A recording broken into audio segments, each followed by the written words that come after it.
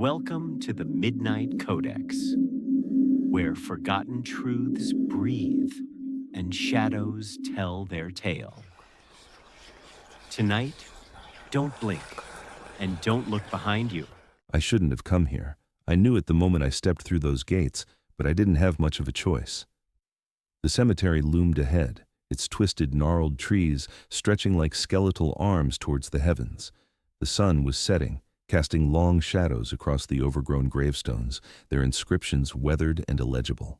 A damp, earthy smell clung to the air, mixing with the faint scent of something ancient and forgotten. I should have known it was too good to be true. But at the time, when you're scraping the bottom of the barrel, you don't ask questions. You don't care about the whispers in the back of your mind telling you to turn around and leave.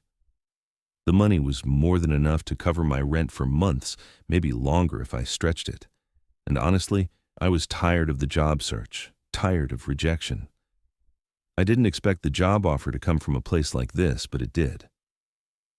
"Watch over the cemetery," the letter had said. "It's an easy gig. The pay is good.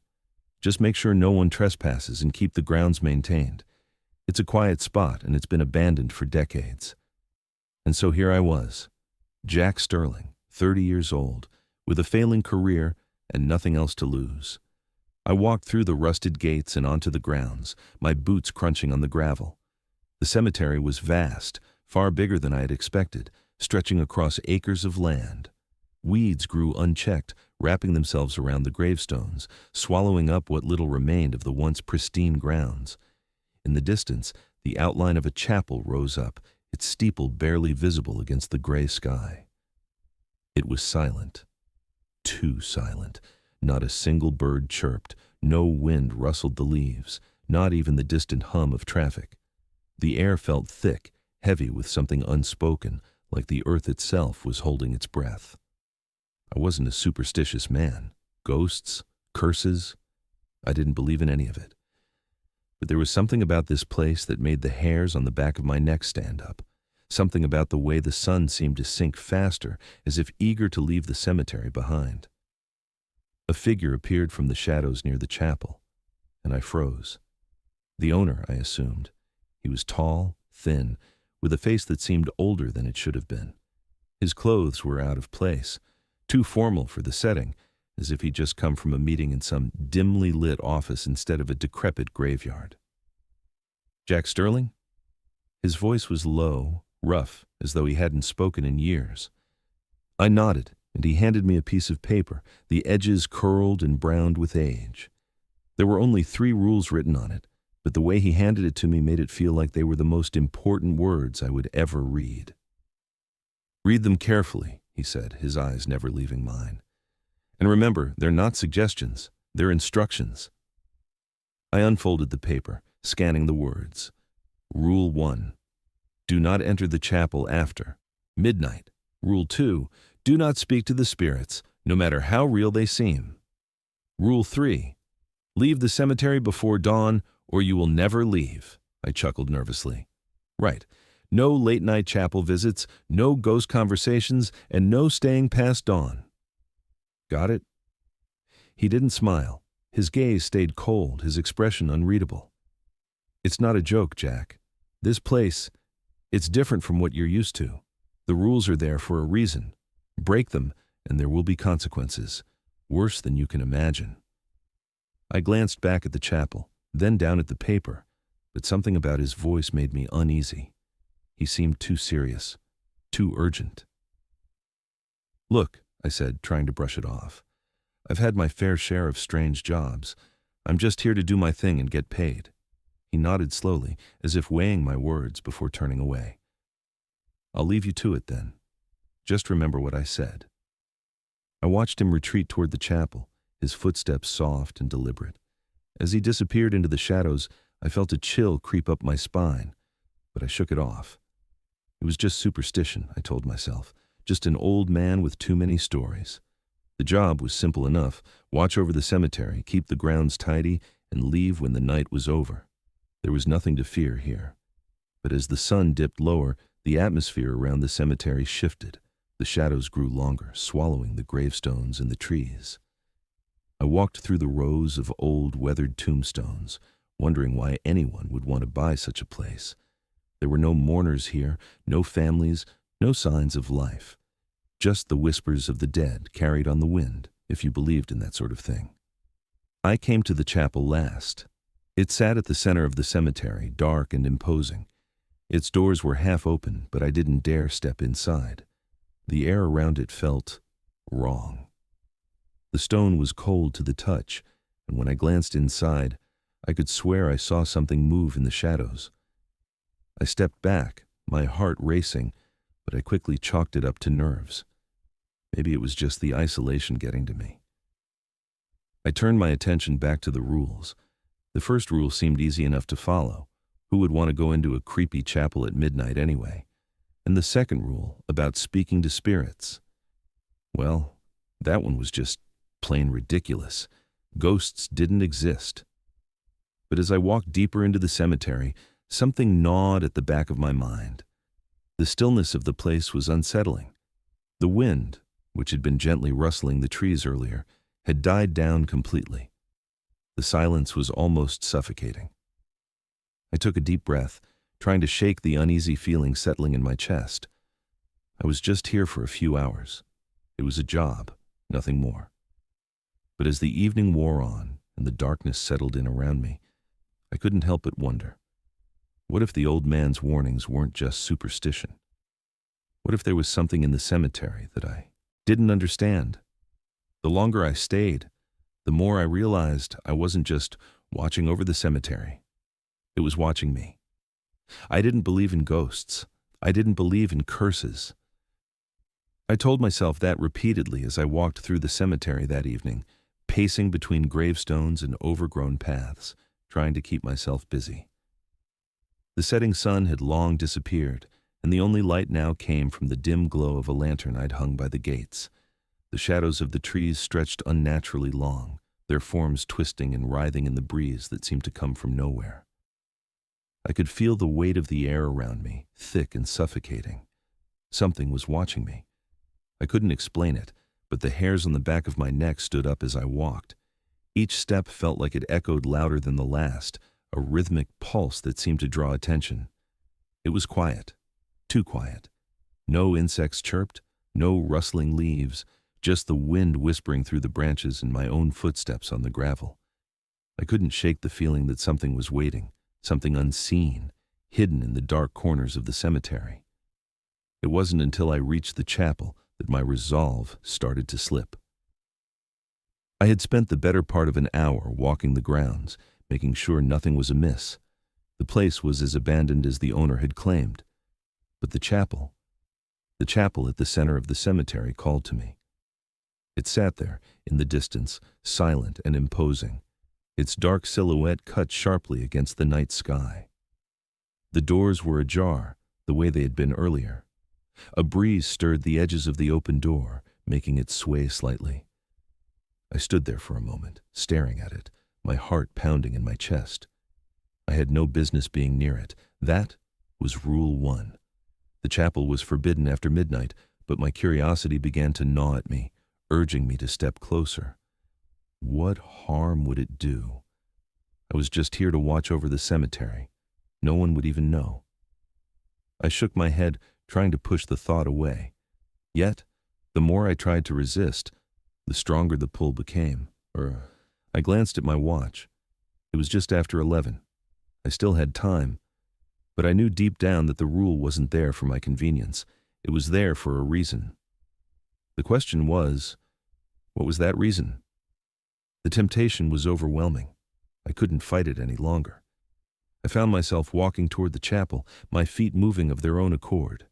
The gravel crunched beneath me, and the air felt colder the closer I got. A chill ran down my spine as I reached the chapel doors, and I paused for a moment, listening to the wind howl in the distance. Everything else was dead silent. I pushed the door open.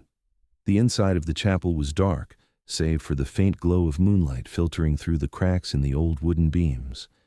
The air inside felt stale, like it hadn't been disturbed in years. I could barely make out the pews and the altar, covered in dust and cobwebs.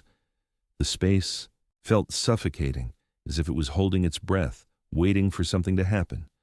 I took a few cautious steps inside, my footsteps muffled by the thick carpet of dust. A feeling of dread washed over me, and I stopped. My mind screamed at me to leave, but my body refused. I glanced toward the altar and saw something, a shadow, moving. At first I thought it was my imagination, but then I saw it again. A figure standing in the corner, watching me. A shiver ran down my spine. I didn't want to be here. I didn't want to break Rule 1. But something about the chapel, its stillness, its presence, was too much to ignore. Then, just as I was about to turn and leave, I heard it. A whisper. It was soft at first, like the rustling of leaves, but then it grew louder, more distinct. A voice. It called my name. Jack. Jack. I froze. I'd heard the stories, the warnings, spirits, voices from beyond. I'd read enough horror stories to know that this was exactly what I shouldn't be doing. The air in the chapel grew colder, and I could feel the temperature drop, as if the room itself was growing more alive. Don't speak to the spirits, no matter how real they seem. The words echoed in my mind, but I didn't listen. I couldn't help it. The voice was so real, so desperate, that I found myself answering. "Who's there?" I whispered, my voice trembling. The moment I spoke, the air seemed to freeze. The whispering stopped, and the room fell into a deafening silence. The shadows around me seemed to grow longer, stretching, twisting like dark fingers reaching for me. The temperature in the room plummeted, and I shivered uncontrollably. Then I heard it. A soft scrape, like nails dragging across stone. I turned sharply, but there was nothing except the endless rows of dusty pews and the cold, empty altar. I stood there, heart racing, my breath coming in shallow gasps. The unease I had felt earlier was now a cold, suffocating weight on my chest. I wanted to run. I needed to run. But something held me in place. "It's just your mind playing tricks," I told myself, but deep down I knew that wasn't the case. Suddenly, from the corner of my eye, I saw something move. Out of the corner of the chapel, a shadow flickering just beyond the edge of the room. I whirled around, but it was gone. The chapel was empty. I couldn't stay here any longer. The voices, the shadows, it was all too much. I turned and bolted toward the door, my footsteps echoing loudly in the silent air. As I stepped back outside, I breathed a sigh of relief. The cool night air felt like a lifeline, but it didn't take long for the unease to return. The shadows in the cemetery seemed to grow even darker, and I could swear I saw something moving at the edges of my vision, just out of reach. But there. Always there. I glanced at the gravestones around me, feeling like the earth itself was watching. The whispering had stopped, but I could still hear it, deep in my mind, as if it was a part of me now. I started walking back toward the gates, my footsteps quickening with each passing second. Then, I saw it. A figure, standing at the far end of the cemetery near the old, decaying mausoleum. I couldn't make out its features, but the shape was unmistakable. A person, or what looked like a person, standing in the dark. I stopped, my heart pounding in my chest. I tried to call out, but no sound came from my throat. The figure didn't move, didn't speak, just stood there, watching. I felt a cold hand on the back of my neck. It was too late now. I was too far in. It was well past midnight when I found myself standing before the chapel once again. The cool night air had turned colder, and the wind seemed to whisper secrets just out of reach, teasing my senses. The glow from my lantern flickered as I looked toward the chapel's dark, open door.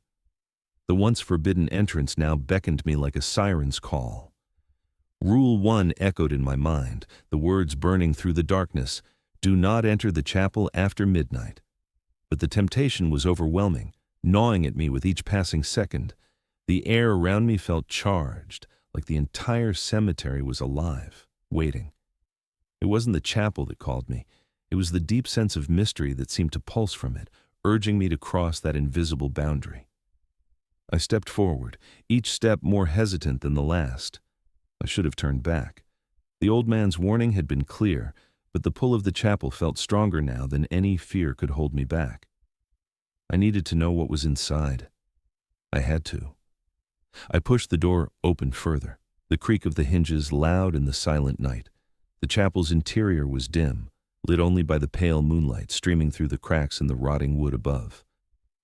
As I stepped inside, the temperature dropped sharply, and the faint smell of mildew mixed with something heavier, like wet stone and decay. But that wasn't what stopped me.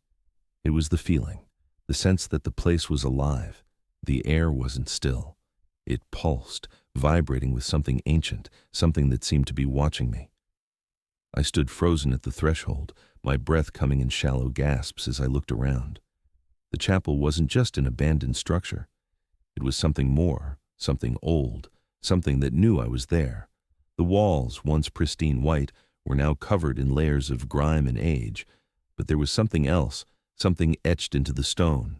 Symbols, cryptic, jagged lines that seemed to shimmer faintly in the dim light. I couldn't make sense of them, but they felt wrong. The air seemed to hum with their presence, like the symbols themselves were charged with a dark energy. I took a tentative step inside, my feet sinking into the dusty, forgotten floor. My eyes scanned the space, the faint light of my lantern flickering as I moved deeper into the chapel. The shadows shifted unnaturally, elongating, and twisting in strange patterns. I couldn't shake the feeling that they were moving of their own accord, like they had a life of their own. But it was the drawings that caught my attention next. They were on the far wall, faintly illuminated by the moonlight. Etched into the stone were images, figures in long robes, their faces obscured by hoods, their hands raised in silent prayer. But as my eyes scanned the images more closely, my breath caught in my throat. Some of the faces, distorted and worn by time, looked eerily familiar. I blinked, leaning closer. The figures, they resembled me. My hands trembled as I traced the outline of one of the figures. It was unmistakable. The same sharp jawline, the same height, my own face carved into stone, staring back at me with hollow eyes. I stepped back, a cold sweat breaking out across my brow. I looked around, my pulse racing. What is this place? Why were there drawings of me, of someone who looked exactly like me, in an ancient chapel that hadn't seen the light of day in decades? Before I could calm my racing heart, something caught my eye from the corner of the room, a dark wooden chest, half hidden beneath a pile of rotting cloth. It seemed almost inviting. Against my better judgment, I moved toward it. The chest creaked as I opened it, and inside I found a thick leather-bound book. It looked ancient, its edges frayed, its pages yellowed with age. The cover was embossed with strange symbols, similar to those on the walls, but these were more intricate, almost alive in their own right. I opened the book carefully, the pages rustling as I turned them. The ink was faded, but the writing was still legible. I recognized some of the symbols. Now they weren't just random etchings, they were part of a ritual, a dark one, the ritual of binding. I swallowed hard. The words on the page told a tale of ancient rites, sacrifices, invocations, and the binding of souls. The deeper I read, the more horrified I became. The ritual described in the book seemed to imply that those who broke the rules of the cemetery would be bound to it forever. Their souls would be trapped, never to leave. I slammed the book shut, my breath coming in ragged gasps. My mind raced as I backed away from the chest, my heart hammering in my chest. What had I just uncovered? Was this what I was really dealing with? I had to get out of there. I had to leave. As I turned to flee, I suddenly felt it. The change, the weight in the air, like something had shifted. A presence behind me. I spun around, my lantern casting fleeting shadows on the walls, but there was nothing there. Yet, the feeling remained. I took a step toward the door, and that's when I heard it. A soft whisper, barely audible, but unmistakable. It wasn't the wind. It wasn't my imagination. It was a voice. It came from behind me, and this time, it didn't sound distant. It was right there, as though it were whispering directly into my ear. You should have stayed away. I froze, the blood draining from my face. The voice was low, almost affectionate in its malice. It was cold, unnatural, like it came from somewhere beyond this world. My instincts screamed at me to run, but my legs felt heavy, as though the very earth beneath me was pulling me down, holding me in place. Suddenly, the silence broke. The chapel door slammed shut with a deafening bang, and the air thickened, as though the walls themselves were closing in around me. The shadows stretched longer, darker, more alive than ever before. The temperature dropped even further, my breath coming out in sharp, visible clouds. I was trapped. In a panic, I rushed to the door and yanked at the handle. It wouldn't budge. I pulled harder, my breath ragged in the cold air, but the door remained immovable. My heart pounded in my chest as I scrambled for any escape, any way out of the suffocating chapel. Then, as quickly as it had started, the pressure seemed to ease, and the door swung open with a reluctant creak. I stumbled out into the night, gasping for air. The cemetery was still. The air was cold, but there was no longer any pulse, no life. The silence was suffocating. But something was different. The cemetery wasn't just a resting place for the dead anymore. It was a prison, and I had just broken the most sacred of its rules. The days after I broke Rule 1 felt like a descent into madness. I tried to push it all from my mind.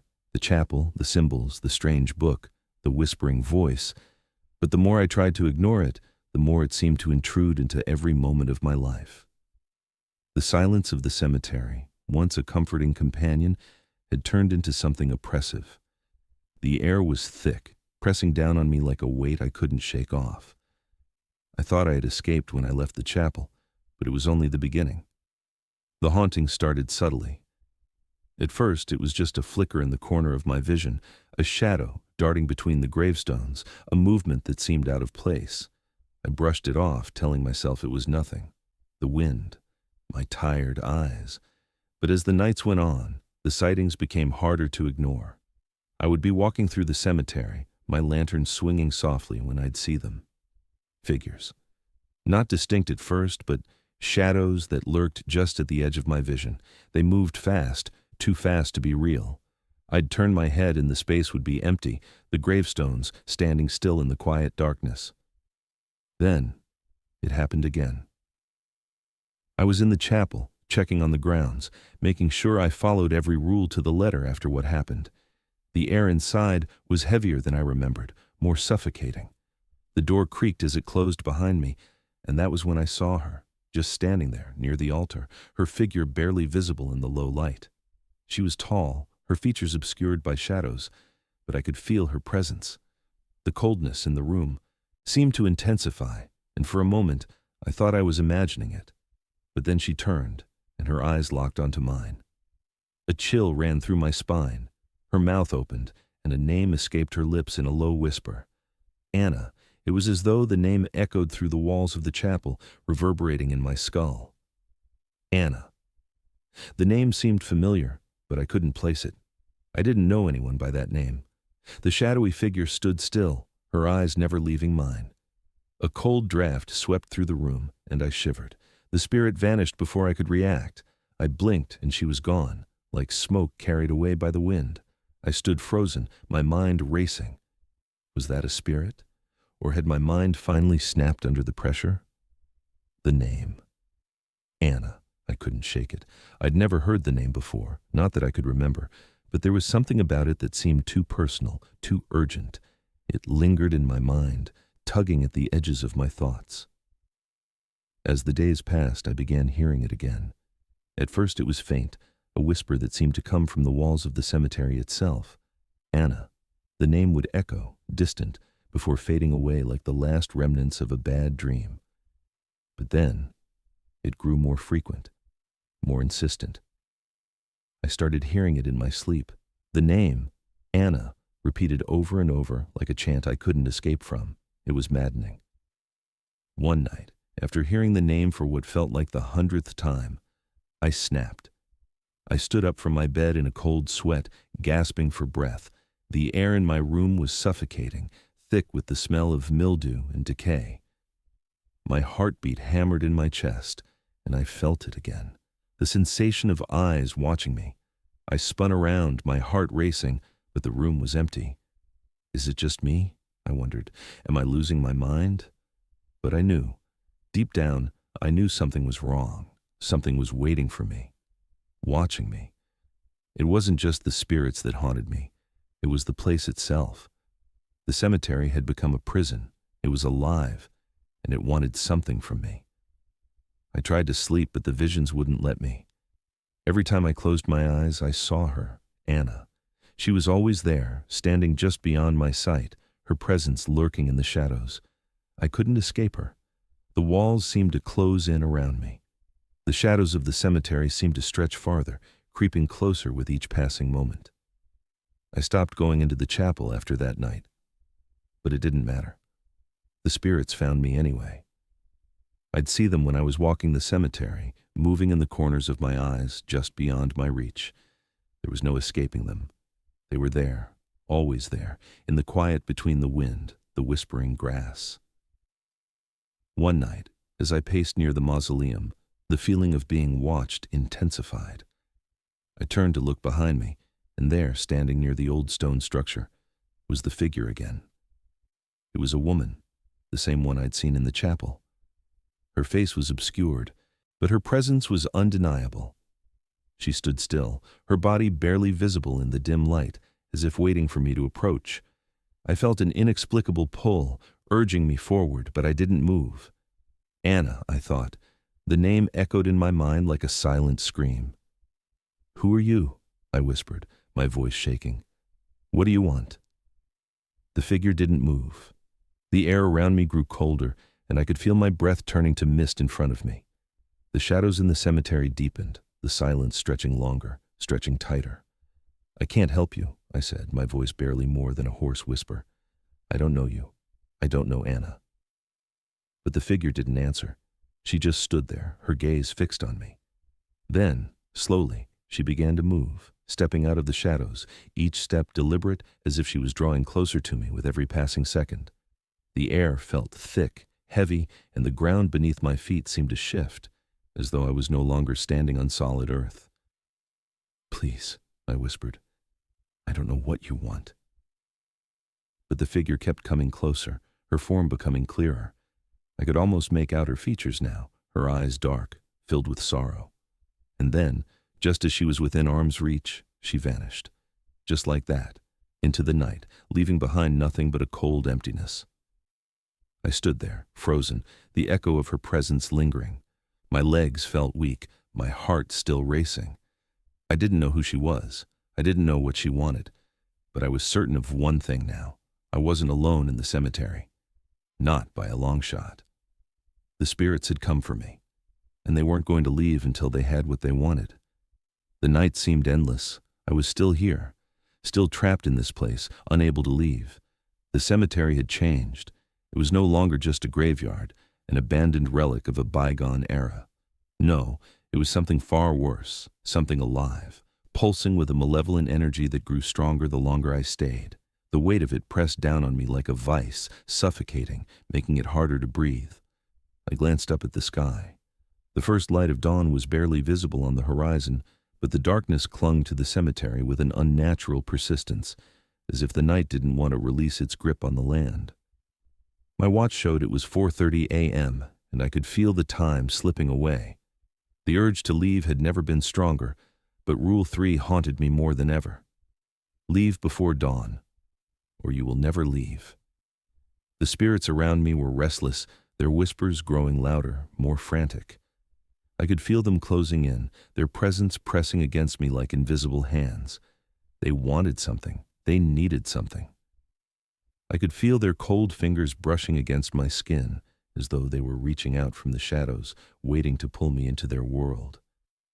But I couldn't leave. Not yet. I needed answers. The chapel, the place I had broken Rule 1, was still there, standing in the distance, its dark form beckoning me once again. It had become a symbol of everything I didn't understand, everything that had gone wrong. And for some reason, I couldn't resist. I had to go back. I had to find the answers. I walked slowly toward the chapel, the gravel crunching beneath my boots, my breath coming in short, shallow gasps. The closer I got, the stronger the presence around me felt, like the earth beneath me was shifting, pushing me toward the chapel. I fought the urge to turn back, to run, but I couldn't. Not now. Not after everything I had already seen. The door to the chapel creaked open with a familiar groan as I stepped inside. The cold air hit me like a wall, and I could feel the temperature drop even further, as though the place itself was alive, feeding on my fear. My lantern cast long, trembling shadows on the walls, and I could feel the weight of the silence pressing in from all sides. I walked past the altar, my heart pounding in my chest, and made my way to the small wooden chest where I had found the book before. It was still there, sitting in the same place, as if it had been waiting for me to return. I opened it carefully, my hands shaking, and pulled the ancient book out once more. I flipped through the pages, the words dancing on the old yellowed paper, barely legible in the dim light. The symbols from the chapel were there, and the deeper I read, the more I understood. The rituals described in the book weren't just some old superstition. They weren't just a set of rules to keep trespassers away. They were a part of something much larger, something that tied the cemetery to another world, a world beyond our own. The book spoke of a curse that bound the spirits to this land, trapping them in an endless cycle of torment. The rituals were not just about keeping the dead at bay. They were about ensuring the dead stayed trapped, bound to the earth by an ancient magic that had been invoked centuries ago. And every person who watched over the cemetery was a part of that ritual. The caretaker, me, wasn't just a guardian. I was a participant, a pawn in an ancient game that had been going on long before I was born. As I read further, my heart sank. The curse was tied to the land itself. The spirits weren't just haunting the cemetery, they were trapped in it, bound by the rituals that had been performed over and over again, passed down from one caretaker to the next. The spirits were not angry because they were dead. They were angry because they were prisoners. And now, I was one of them. The realization hit me like a thunderclap. The cemetery had never been just a burial ground. It had been a prison, a place where souls were trapped, bound to the earth by dark forces, their lives, if they could still be called that, cursed to never truly end. And each caretaker who had come before me had become part of the curse, a part of the ritual that ensured the spirits would never escape. I slammed the book shut, my hands trembling. My breath came in ragged gasps as I tried to process what I had just read. The air in the chapel seemed to grow even heavier, thick with the weight of the centuries-old curse. The spirits, once just whispers in the dark, now felt like a looming presence closing in from every side. They were no longer just figments of my imagination. They were real, and they were getting stronger. I turned to leave, but as I did, I heard it again. The whispering. Louder now, almost deafening in the silence of the chapel. Anna. The name again. But this time, it wasn't just a whisper. It was a cry, a plea. I spun around, my eyes scanning the room, but there was nothing. The chapel was empty. Empty except for the oppressive silence and the feeling of 1,000 eyes watching me. Anna. I couldn't shake the feeling that I was meant to understand, that the name was the key to everything. But I didn't have time to think. The spirits were closing in. They were angry now, furious that I had broken their rules, that I had violated their prison. I had to leave. I had to get out before dawn, or I would be trapped here forever. But the door wouldn't open. I yanked at the handle, my heart pounding in my chest, but it wouldn't budge. Panic surged through me. I wasn't going to make it. The curse had already claimed me. I had broken the final rule, and now there was no escape. I turned to face the chapel, my last hope slipping away. And that's when I saw her. Anna. She stood at the altar, her figure glowing faintly in the dim light. Her eyes were hollow, her face gaunt, but there was something familiar about her, something I couldn't place. She didn't speak. She didn't move. She just watched me, her gaze steady as though waiting for something. I couldn't take it anymore. The cemetery had won. It had claimed me. And now it was going to claim my soul, too. The door opened with a soft creak, and the moment I stepped outside, the sun rose. But the weight of the curse didn't lift. It had followed me.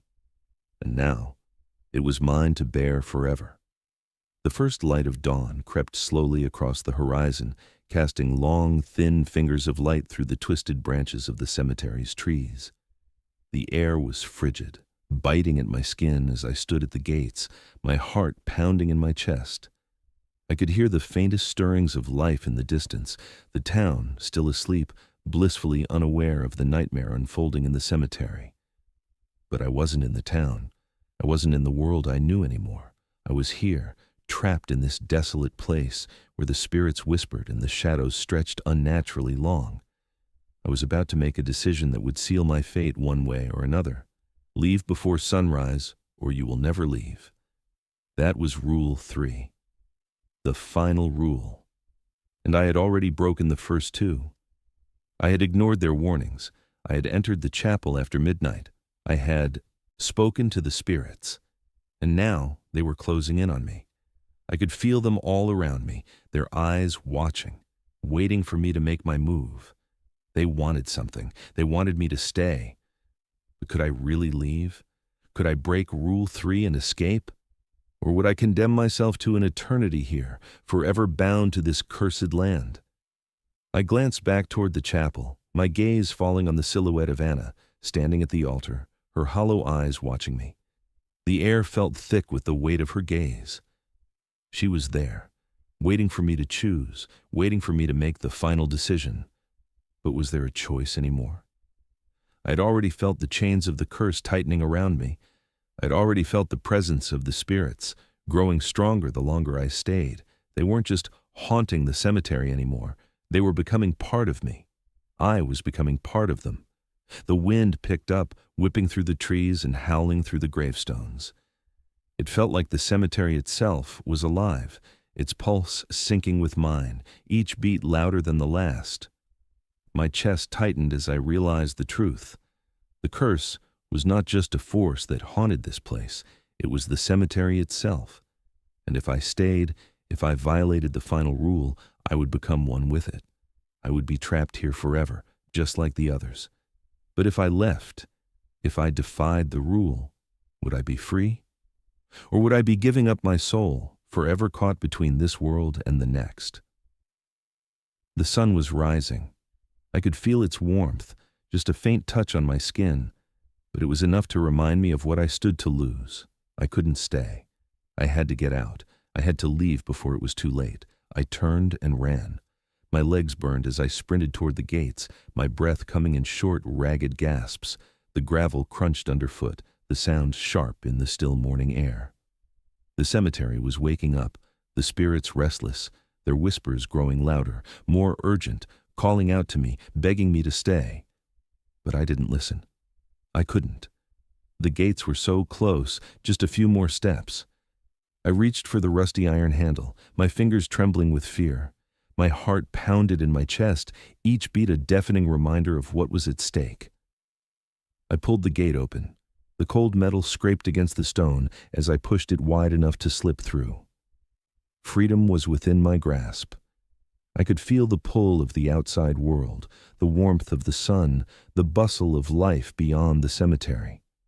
I could hear the distant hum of the town, its sounds muffled but comforting, calling me home. But as I stepped through the gate, the ground beneath me shifted. A sudden pressure built in the air, and before I could react, the gate slammed shut behind me, the iron bars locking with an unforgiving clang. I froze. My heart stopped. I turned, fear seizing my chest as I looked back at the cemetery. The gates had closed on their own. There was no way out. I tried to pull at the bars, but they were solid, immovable, as if the very land had decided to trap me here. No.